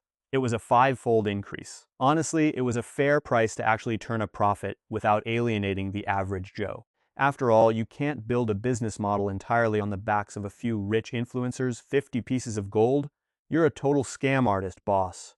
Wang Zhen groaned, patting his coin purse like he was saying goodbye to a dying pet. But fine, bring us 2 of everything. He did the math in his head. 300 pieces of gold was a haul he'd only make after a whole month of dangerous escort work.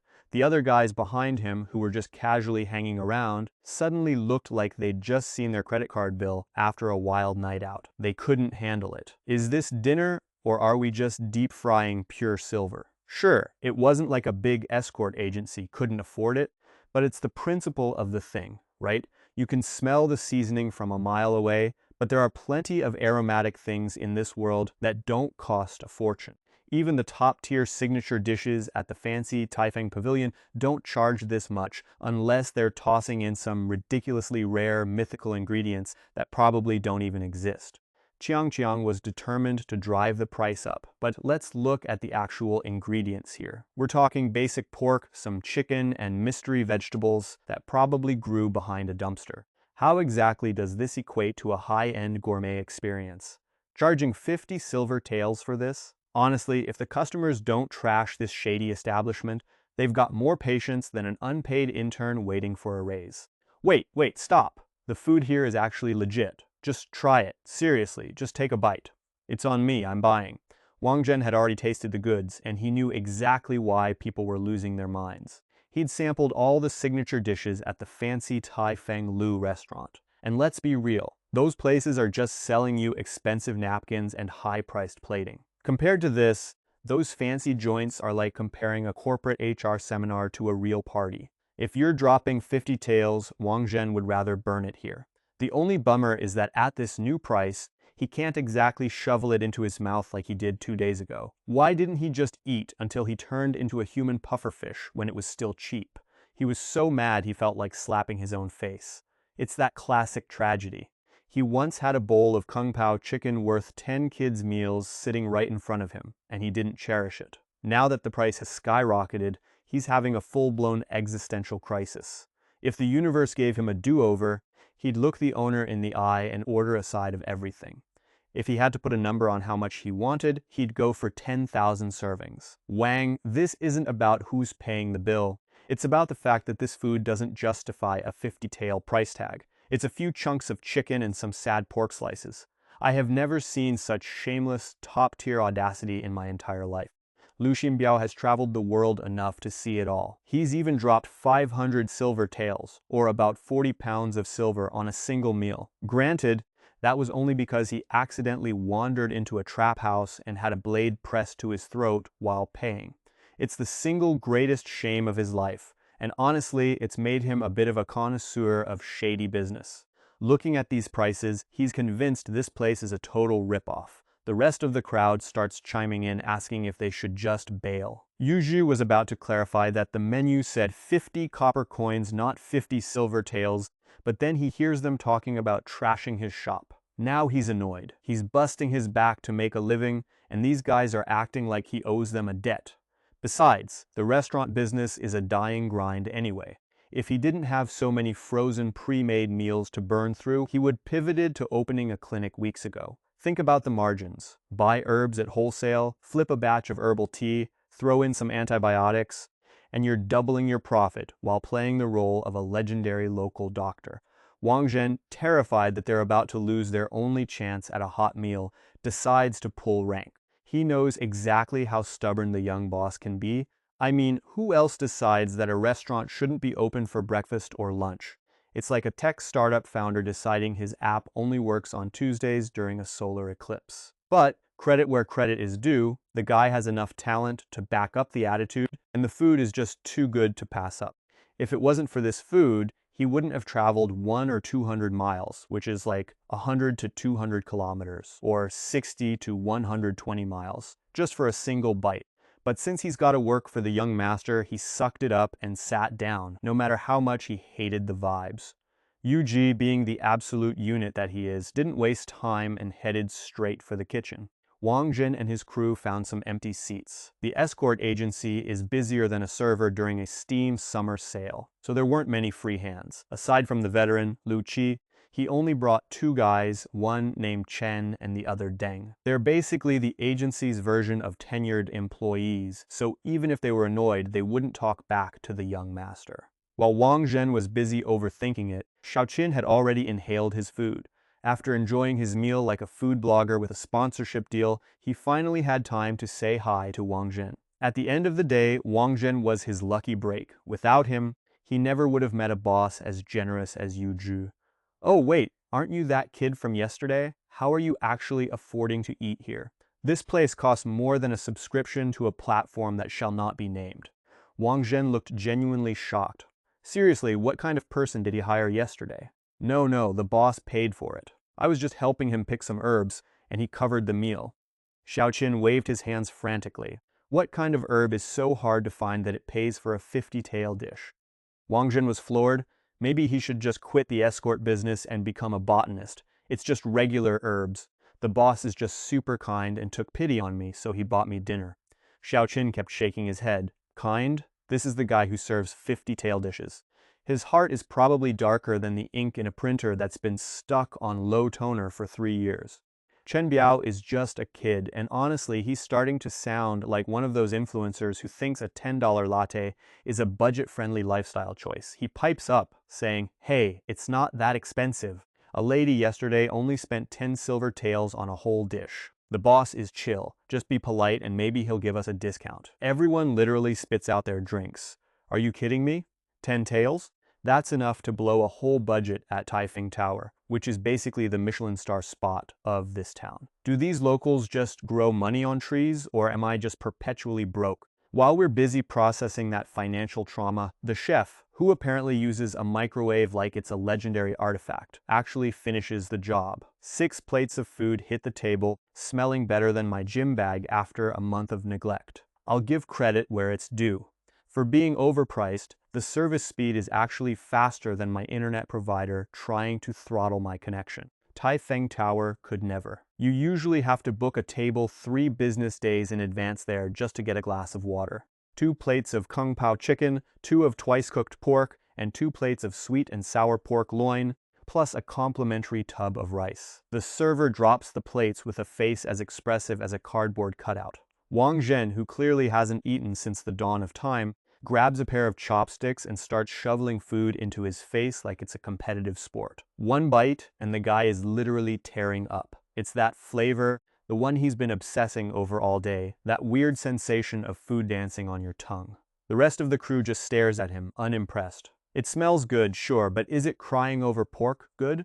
Especially Lu Qi, who's watched Wang Zhen grow up and is probably wondering if his brain finally hit its expiration date. He wasn't about to fight him for the fancy dish, and honestly, why would he? It cost 50 taels, that's about 2 kilograms of silver, or enough to buy a decent mid-sized sedan in this economy. Our guy has traveled everywhere, tasted everything, and at his age, his taste buds are basically retired. Everything tastes like cardboard anyway, so he just whipped out his own flask and started hitting the sauce. Chen Biao, on the other hand, looked at this restaurant like it was a public restroom. He didn't think much of the place, so he copied Lu Qi and pulled out his own booze too. Deng Biao, the humble guy of the group, was actually keeping it professional. He wasn't looking for a fight or a red-faced argument, he just wanted to eat. So after Wang Zhen, he was the second person to pick up his chopsticks. Of course, he felt too guilty to touch the 50-tael luxury dish, so he just scooped up a bowl of plain white rice from the communal pot. He figured if the food is too expensive to touch, at least the free rice won't hurt, right? He'd heard the young boss brag that this rice tasted better than the famous Tai Feng Lu, but he'd rolled his eyes at that, until now. The moment he took a bite, the rich, meaty aroma hit his palate, followed by a subtle sweetness that coated his entire mouth. Is this really just white rice? It tastes like it was blessed by a culinary god. His pupils dilated, he felt like he could inhale that entire bucket of rice by himself. If the rice was this legendary, imagine what the actual dish tasted like. With a flicker of nervous anticipation, Deng Biao reached out and committed the ultimate sin. He grabbed a piece of the twice-cooked pork. As soon as that oily, savory goodness mixed with a dozen secret flavors hit his tongue, he was basically floating in heaven. Pure, unadulterated bliss. Right then, he finally got it. Forget 50 taels, he'd pay 100 for a bite of this. But wait. He just looked down, and the plate that was full a second ago is already half gone. Wang Zhen has officially entered rage mode, and I'm not talking about some epic boss fight in a video game. I'm talking about a full-on, calorie-shredding assault on a dinner table. His chopsticks are moving like a blur, and just like that, an eighth of the food is already gone. Even Master Deng Biao stops trying to act like a dignified martial arts expert. He unleashes a flurry of strikes, what he calls the Phoenix nods 3 times, aimed directly at the remaining dishes. It's total chaos. In under 2 minutes, 6 full courses vanish into thin air, leaving Chen Biaoxi and Lu Qi staring like they've just seen a tax audit they weren't prepared for. Wang Shao, you promised to treat us, but the math is getting ugly. I'm taking 4 parts, you're getting 2. That's just how the corporate ladder works. But wait, Wang Zhen isn't about to give up the goods. He's eyeing that leftover sauce. You know, the kind that's basically a religious experience when mixed with rice. Forget the professional courtesy, it's officially a gladiator match for the grease. Master Deng lets out a sinister cackle and lunges for the prize. Oh, you want to play dirty? Wang Zhen doesn't even hesitate. He kicks Deng's chair clear across the room, seizing the advantage and securing his 4-part share of the spoils. Poor Chen Biaoxi is just standing there, too stunned to even blink, his index finger twitching while he processes the trauma of seeing 2 grown men fight over empty ceramic. Finally, he snaps back to reality and yells at the waiter, "Hey boss, bring us another plate, make it sweet and sour pork." Even Lu Qi, the silent type who usually stays out of the drama, is starting to realize the food here is actually worth the absolute insanity. Too bad the plates in front of him were already licked clean, so even if he wanted a taste, he was fresh out of luck. Forced by his stomach, he had to order another dish. Just 3.5 minutes later, a glistening plate of sweet and sour pork was dropped on the table. Looking at the way Wang Zhen and Deng Biao were staring it down like starving wolves, he grabbed the plate and held it in his hands. He didn't even dare put it down, knowing full well if he did, he'd be lucky to get a single bite.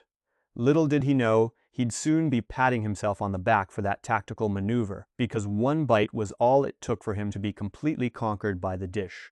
The sweet and sour flavor profile was something this guy, who has literally traveled all over the place his whole life, had never experienced before. I mean, who knew you could cram two flavors this harmonious into one plate? It's like the culinary equivalent of a perfectly balanced IT department. The vinegar acts as an appetizer and cuts the heavy sweetness, while the sugar dials back the vinegar's aggressive bite. It was a match made in heaven, and Lu Qi was instantly brainwashed by the deliciousness. In a frantic 3-2-1 fashion, the pork didn't even last a full minute in his grasp. Looking at the leftover sauce in the dish, he gritted his teeth and called for another bowl of rice. Pride? What pride? At his age, he stopped caring about dignity a long time ago. He went full vacuum mode on that rice, and in the blink of an eye, he'd wiped the plate cleaner than the other two guys ever could. Even after finishing, Lu Qi was still eyeing the other plates like he was looking for a fourth or fifth helping. He'd already licked his own plate 3 times, so he knew there was no flavor left to salvage, otherwise he definitely wouldn't have let go. You really have to admire the guy's dedication to not wasting food, even if it's borderline embarrassing.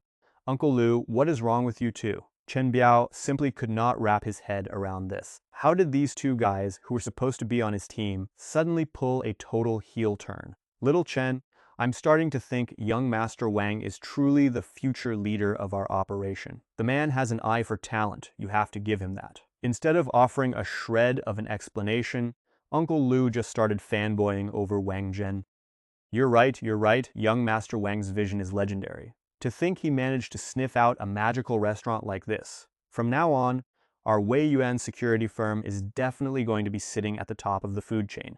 Master Deng chimed in with the same sycophantic energy. You guys are too kind, really. I guess I'm just lucky enough to be standing on the shoulders of giants. Let's just say the boss's cooking is the real MVP here. It's just a tragedy that I can't eat this every single day. Wang Zhen waved his hand with feigned modesty, looking like he'd just lost a family pet. Apparently, going 24 hours without this food is physical torture for him. Boss, get me a plate of that double-cooked pork too. Master Chen finally reached his breaking point. He stopped caring about his wallet or his pride. At this stage, he just needed to know the truth. How good could this food actually be? Exactly 3.5 minutes later, the fragrant double-cooked pork hit the table.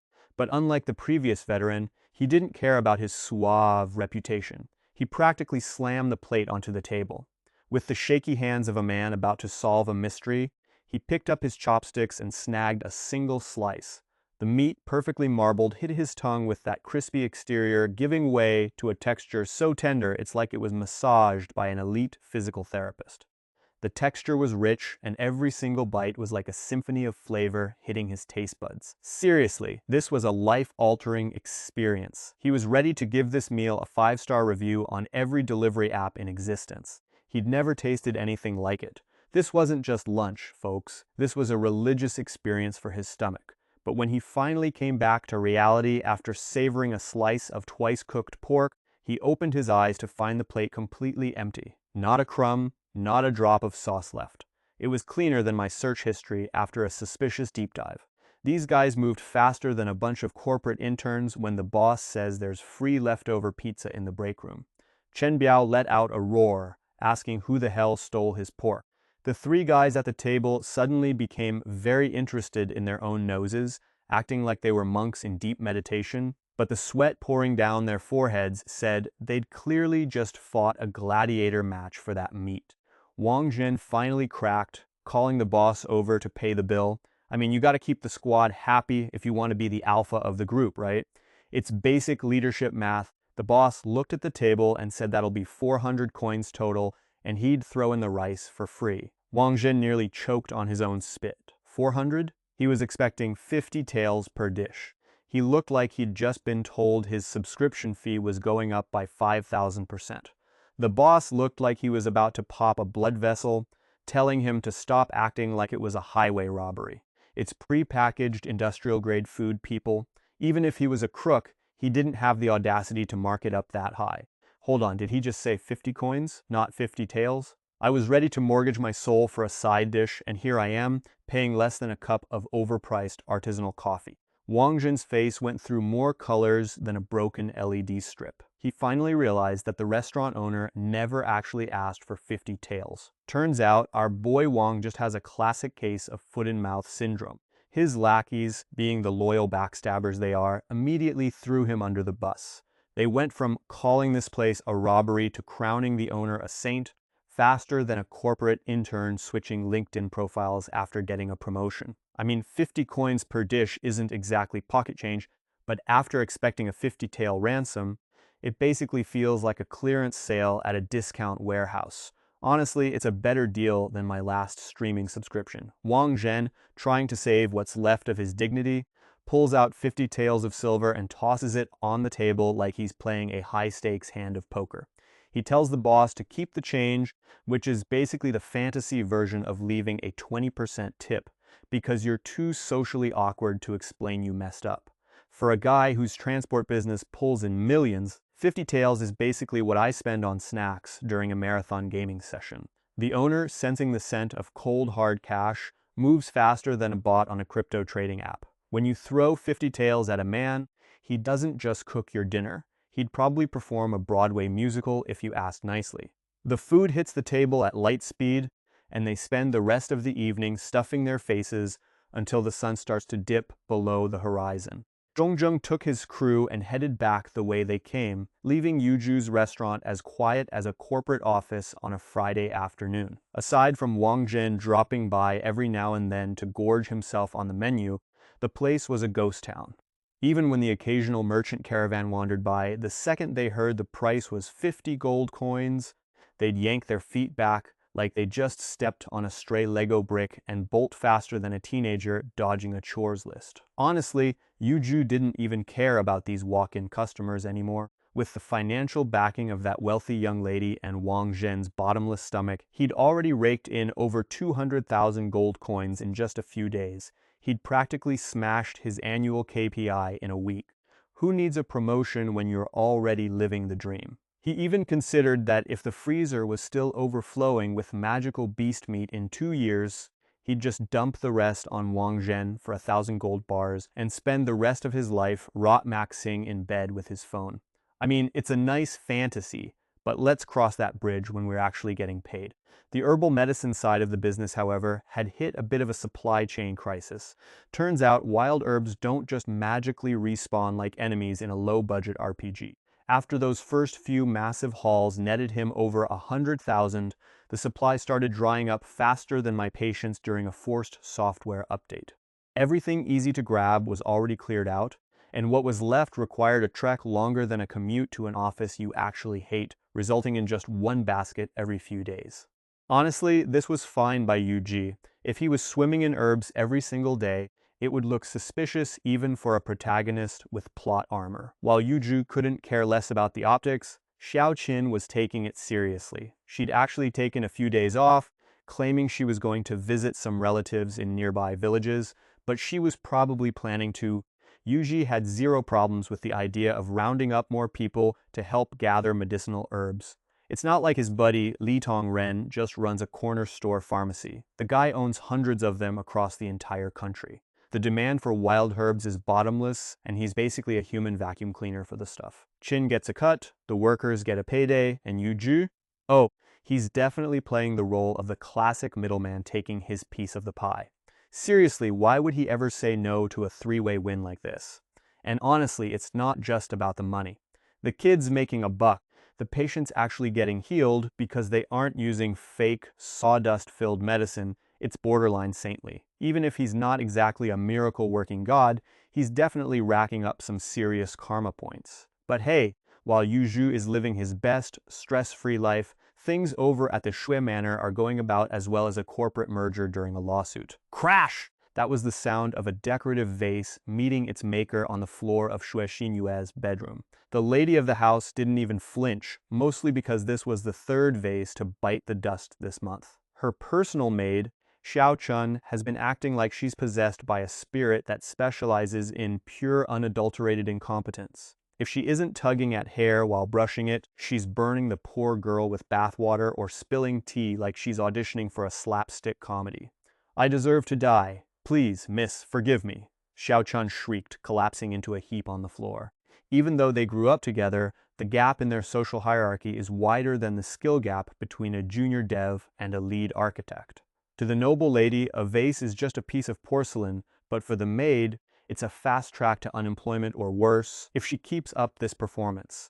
Look, in this house, you're basically a sentient piece of furniture with a pulse. Whether you end up as the family favorite or just another dusty vase in the corner depends entirely on how the master woke up that morning. Charming, right? Anyway, Shui Xingyue turns to her maid Xiao Chun and decides to play therapist. She's like, all right, spill it. You've been acting weird lately. You got a crush on some poor soul? See, Xiao Chun is a legacy employee. Her entire family has been serving the Shui clan for 3 generations. It's basically corporate nepotism at its finest. Since there's zero drama happening with her family, I mean, they're all gainfully employed and probably have better dental plans than I do. It's obvious what's really going on. The girl is 15 or 16, the age where your brain is basically just a soup of hormones and bad decisions. She's probably got her eye on some local stud. Shui Xingyue is worried she's going to get scammed. You know, the classic, take her money, steal her heart, and leave her with nothing routine. Xiao Chun goes full on tomato red, shaking her head like she's trying to audition for a bobblehead commercial. No, no way, miss. I'm your personal maid. Even if you get married, I'm sticking with you. Cute, right? The girl can't even handle a conversation about romance without turning into a crime scene. But Shui Xingyue isn't having it. She drops the "we're basically sisters" card, telling the girl she can totally quit to marry some guy if she wants to. The only catch? The boss has to interview him first. Because apparently, checking out your maid's boyfriend is the ultimate hobby when you're bored, rich, and have nothing better to do than play high-stakes matchmaker. Shui Xingyue leaned in, practically vibrating with gossip, and chirped, no, no, no, miss, stop guessing, I'm really not crushing on anyone. But Xiao Chunyue's face was already redder than a gym bro's neck after a set of heavy deadlifts, and she kept insisting she was fine. I mean, honey, your face is literally the color of a fire hydrant right now.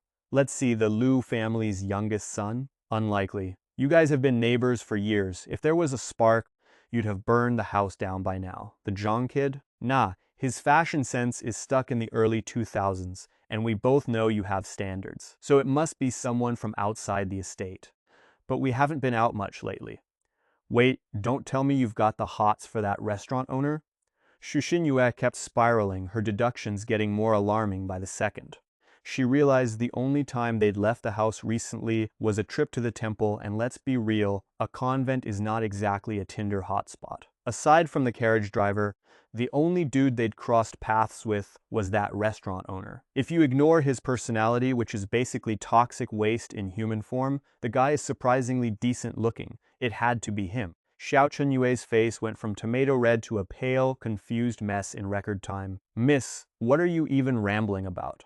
There's no way I'd fall for that black-hearted shark. She was clearly struggling with her internal conflict.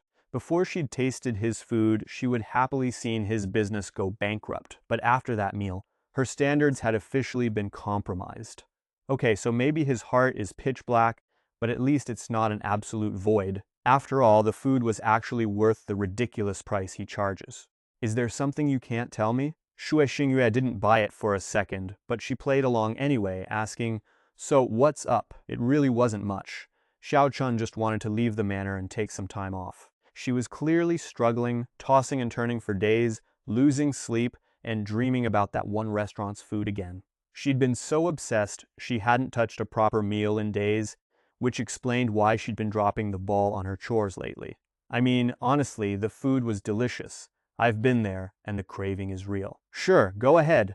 I've got nothing going on, and there are plenty of other maids around to handle things. Go on, don't worry about it. Shui Xingyue agreed with surprising enthusiasm. Xiao Chun was thrilled. She thought getting permission to leave would be like pulling teeth, but her mistress had practically pushed her out the door. Finally, she could get her hands on that mouth-watering meal. I'm serious, just go, scram, Shui Xingyue nodded, ushering her out with a wave. The second Xiao Chun bounced out of the room, Xue Xingyue's smile vanished like a student's GPA after a week of binge gaming. She signaled Mother Wu to follow her. Be careful, don't let her spot you. See exactly where she goes and who she meets. She was dying to know which guy had managed to brainwash her little maid. If it was a genuine romance, fine. But if it was some scrub looking to scam a girl out of her coin, she was going to play the role of the ultimate wing destroyer. That's right, she was still convinced Xiao Chun was in love. Look, I know what you're thinking. Who the hell goes absolutely bonkers just because they're craving a single dish? Well, welcome to the world of Manhua logic, where character motivations are about as stable as a toddler on a sugar rush. Anyway, our protagonist, Xiao Chun, is currently bouncing down the street like she's auditioning for a low-budget musical. She's clutching a coin purse that's actually heavy, which is a nice change of pace for someone who usually lives on plot armor and scraps. She's heading toward the tavern, completely oblivious to the fact that someone is stalking her. And hey, can you blame her? Her brain is currently nothing but a giant, pulsating 4K render of a delicious meal. This purse is her life savings, every cent she's hoarded over the years, and she's ready to blow the whole thing on one massive food coma.